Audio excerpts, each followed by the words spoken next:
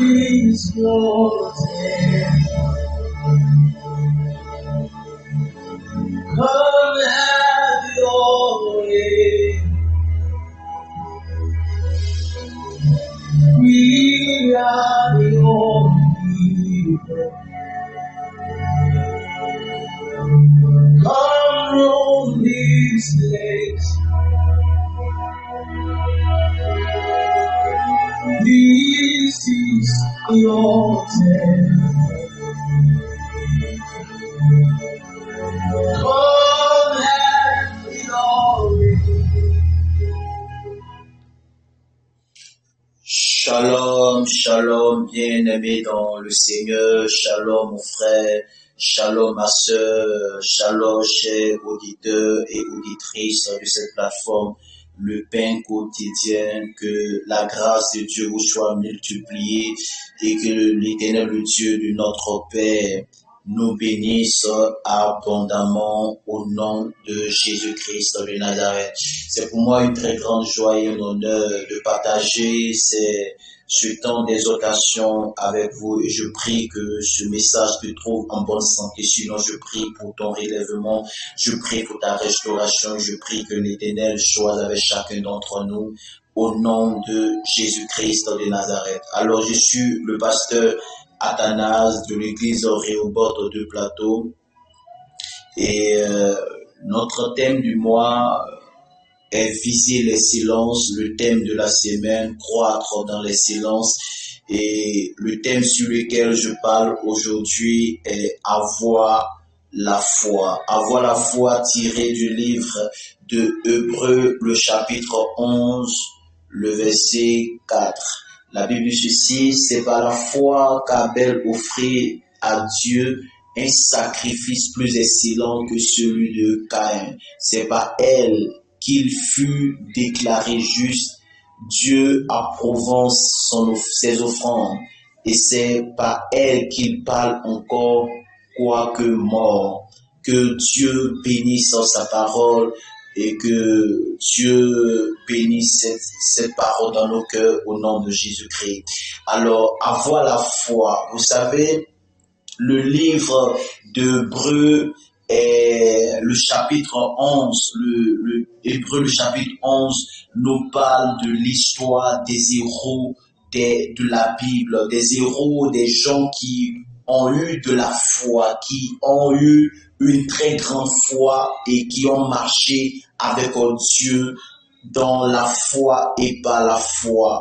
Des gens qui sont restés inébranlables, des gens qui ont accepté de mourir pour la cause de Dieu, qui ont refusé d'être délivrés parce qu'ils croyaient en Dieu, parce qu'ils avaient foi en Dieu. Ils savaient que leur Dieu était capable de les délivrer de la puissance du feu. Et même quand Dieu ne les délivrait pas, ils ne régnaient pas leur foi.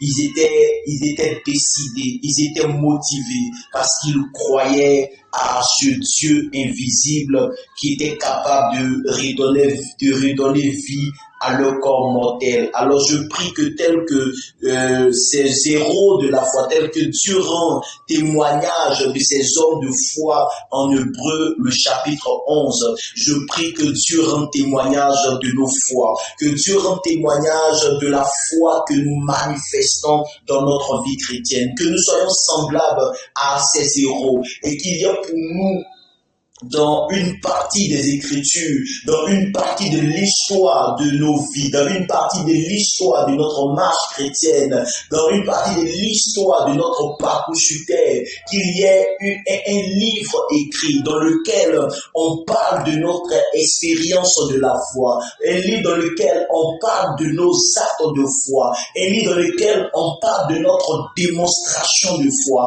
un livre dans lequel on explique la manière dont nous avons eu foi en Dieu et la manière dont nous avons marché avec Dieu. Alors je disais que Hébreux le chapitre 11 nous parle des héros de la foi, des personnes de qui Dieu rend témoignage. Dans ce livre, il y a des gens de qui Dieu rend témoignage à cause cause de leur foi, à cause de la force, de la puissance, de la foi qu'ils ont eue en Dieu, au point où Dieu rend témoignage de leur foi. Vous savez aussi bien que moi que dans le livre de Job, Dieu rend témoignage de Job à cause de son intégrité et à cause de sa foi. Qu'il y ait parmi nous, que nous soyons tous une assemblée d'hommes et de femmes qui ont de la foi, au point où Dieu assis sur son trône rend témoignage que nous avons une très grande foi. Alléluia. Ils ont cru en Dieu et ont accepté de mourir pour leur foi. Ils sont restés inébranlables. La foi n'est pas toujours croire en Dieu pour obtenir, mais c'est aussi croire en Dieu au point de donner sa vie. Vous savez, le plus souvent, nous avons de la foi pour obtenir des choses. Nous avons de la foi pour demander des choses. Nous avons de la foi pour demander une promotion. Nous avons de la foi pour demander un mariage, une élévation. Nous avons de la foi pour demander quelque chose d'important lié à notre vie ou à notre destinée. Et nous pensons que par moment que c'est ça la foi. La foi n'est pas seulement de obtenir de Dieu. La foi n'est pas seulement de croire pour recevoir de Dieu. Mais la foi, c'est aussi croire au point de mourir. La foi, c'est aussi croire au point de donner sa vie. La foi, c'est aussi croire au point d'accepter de mourir. C'est aussi croire au point d'accepter de donner sa vie. La foi, c'est aussi croire au point de donner quelque chose d'excellent, comme Abel. La Bible déclare que Abel a donné à Dieu. Il a donné à Dieu un sacrifice plus excellent, une offrande plus excellente. La foi, c'est aussi donner. La foi, c'est donner, pas non seulement donner, mais donner quelque chose d'excellent. Donner quelque chose qui a de l'importance. Donner quelque chose qui a de la valeur. Donner et ne pas penser ne pas penser, donner sans arrière-pensée, comme Abraham, cet homme à qui Dieu dit, donne-moi ton fils, l'unique que tu as, donne-le-moi, sacrifie ton fils. Alors Abraham prend son fils qu'il amène sur la montagne pour le sacrifier. Donc la foi n'est pas seulement que pour obtenir, mais la foi c'est aussi être capable de donner à Dieu la chose qui a de la valeur, la chose qui a de l'importance. Je prie que nous soyons des hommes et des femmes de foi, au point de donner à Dieu, au point d'offrir à Dieu des sacrifices plus excellents que le sacrifice d'Abel, d'offrir à Dieu quelque chose qui nous tient à cœur, quelque chose qui nous arrache le cœur, quelque chose qui a de la valeur et de l'importance à nos yeux. C'est ça aussi la foi. Et Abel, Dieu rend témoignage d'Abel, parce que Abel a eu de la foi, et sa foi l'a amené à donner un sacrifice plus excellent. La foi, c'est offrir une chose qui peut causer la mort. Amen.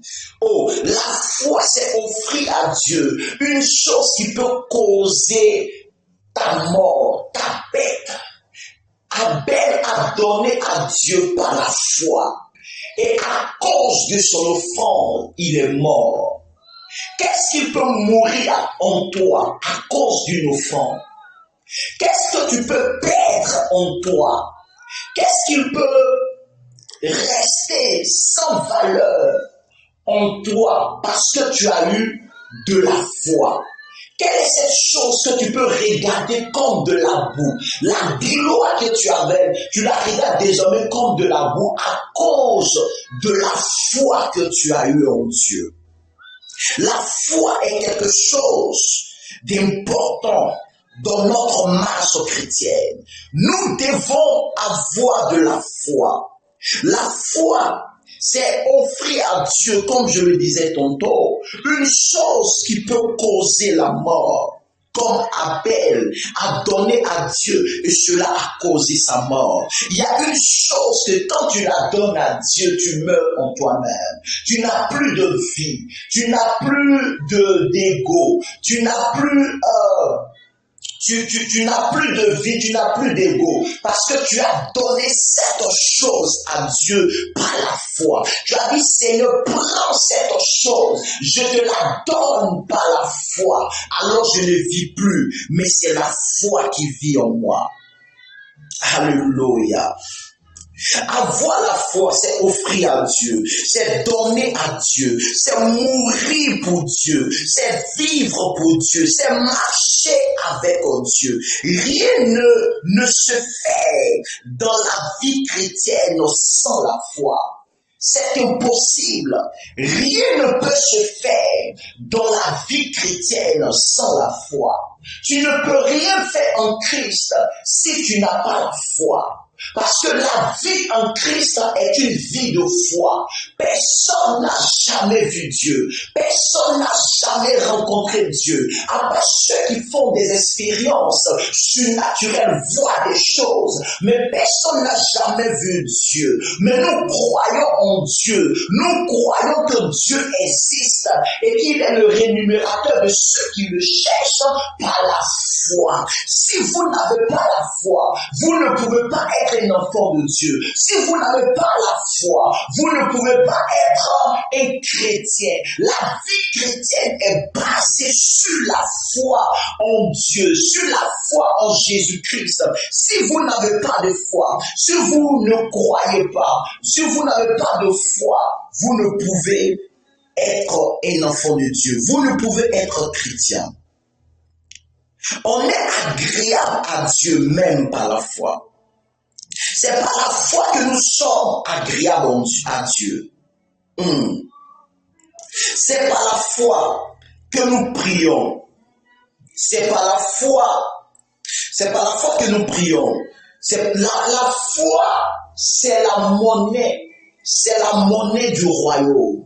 C'est la monnaie du royaume. On ne peut rien avoir, on ne peut rien acheter, on ne peut rien obtenir dans le royaume sans la foi. Je prie que quelqu'un ait une foi têtue, une foi bouleversante, une puissante foi pour changer les choses, pour faire bouger les choses dans sa vie.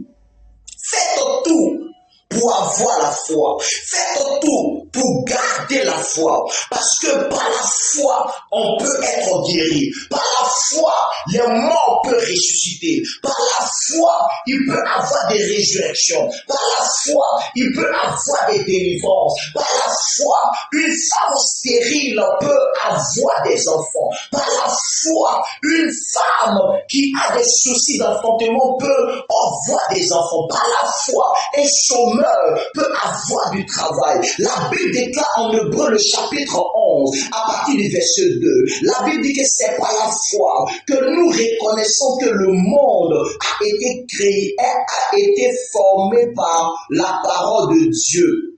En sorte que ce qu'on voit n'a pas été fait de choses visibles. Alléluia. Je vais monter au verset 2. La Bible dit que pour l'avoir possédé, les anciens ont obtenu un témoignage favorable. Pour avoir obtenu la foi, pour avoir eu la foi, pour l'avoir possédé, ceux qui ont vécu avant nous ont rendu un témoignage, favorable. Je prie que la foi te donne un témoignage favorable. En cette saison où nous parlons de l'excellence, que Dieu nous accorde la foi qui nous permet d'obtenir des témoignages favorables.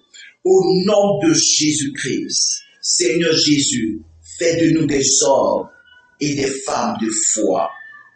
Ayons la foi et croyons en Dieu. Au nom de Jésus-Christ. Amen.